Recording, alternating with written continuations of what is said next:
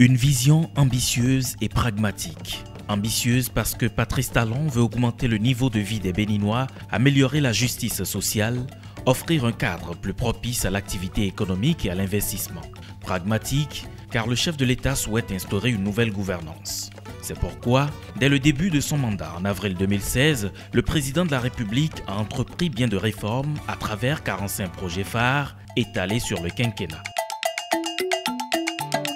Des projets mis en œuvre notamment par les directions du ministère des Finances. Au 1er janvier 2017, la taxe sur les véhicules à moteur a été mise en œuvre par la Direction générale des impôts. Nous avons 4 innovations au niveau de cette taxe. D'abord, le regroupement dans un même cadre juridique de toutes les taxes sur les véhicules. L'ancienne TVM, taxe sur les véhicules à moteur, la taxe professionnelle synthétique dans la catégorie des transports routiers et la taxe sur les véhicules de société. Donc nous avons désormais une seule dénomination qui est la taxe sur les véhicules à moteur. C'est une taxe qui va être payée selon que vous possédez une voiture et l'imposition est déterminée par rapport à la puissance de la voiture. Elle avait existé, elle a été réinstituée simplement. Très vite, les Béninoises et Béninoises ont compris le sens pertinent de cette imposition qui en réalité ne participe qu'au développement du pays. Je me suis acquittée de ma taxe déjà, donc c'est un peu difficile mais on n'a pas le choix et je peux vous le prouver. La vignette elle est bien collée au niveau de ma vitre. Ben oui, voilà, moi j'ai déjà payé. On va dire qu'on est bon citoyen. C'est décidé par l'État pour la construction du pays. Je crois que nous devons le faire, tout le monde doit le faire. En matière d'impôts, l'État a toutes les prérogatives de puissance publique pour recevoir ces fonds. Et donc, dès lors que la loi a été votée et promulguée, nous sommes obligés. À côté de cela, le gouvernement, dans une logique de facilitation de paiement des salaires, de recouvrement des impôts et taxes, a initié la bancarisation des salaires dans toute la chaîne des dépenses publiques.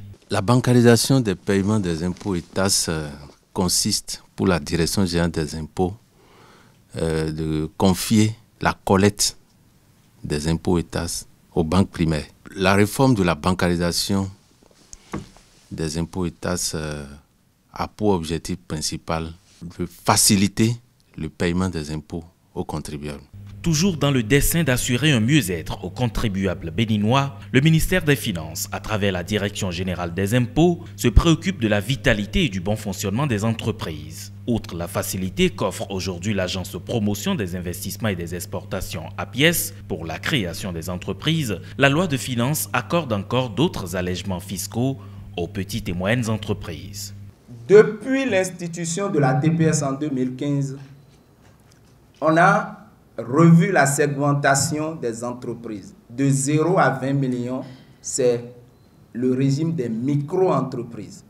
De 20 millions à 50 millions, ce sont les moyennes entreprises. Il y avait deux taux, 1,25 et 2%. Lorsque je prends la catégorie des petites entreprises, j'ai de 20 à 50 millions. 20 millions fois 2%, ça donne 400 000. Donc, ce n'est pas nouveau. Donc, c'est pour ça qu'il est important que vous-même, vous vous appropriez des tests pour que la transparence existe. Ainsi, la collecte de ces différentes taxes et l'amélioration du climat des affaires devraient permettre à l'exécutif de mobiliser des ressources pour financer les grands projets du programme d'action du gouvernement. Lesquels projets ont suscité l'admiration de la patronne du Fonds monétaire international qui, pendant son séjour au Bénin, n'a pas caché son satisfecit du point de vue des perspectives sur la croissance économique du Bénin. Nous avons un prévisionnel de 6%. Je sais que vous êtes un tout petit peu au-dessus. Moi, j'espère que j'aurai tort et que vous aurez raison. En tout cas, c'est une perspective de croissance en amélioration très nette. Des réformes au cours des 2 dernières années, il y en a eu aussi au niveau de la douane. Les disciples de Saint-Mathieu ont vu le mode de recouvrement se moderniser avec beaucoup plus de performance. Il y a beaucoup de réformes, mais il est beaucoup plus judicieux de parler des réformes qui sont sur tapis aujourd'hui.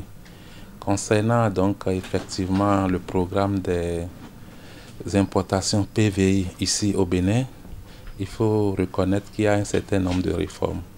La toute première va donc dans la droite ligne des recommandations du Fonds monétaire international. C'est le partenariat public-privé qui est beaucoup recommandé.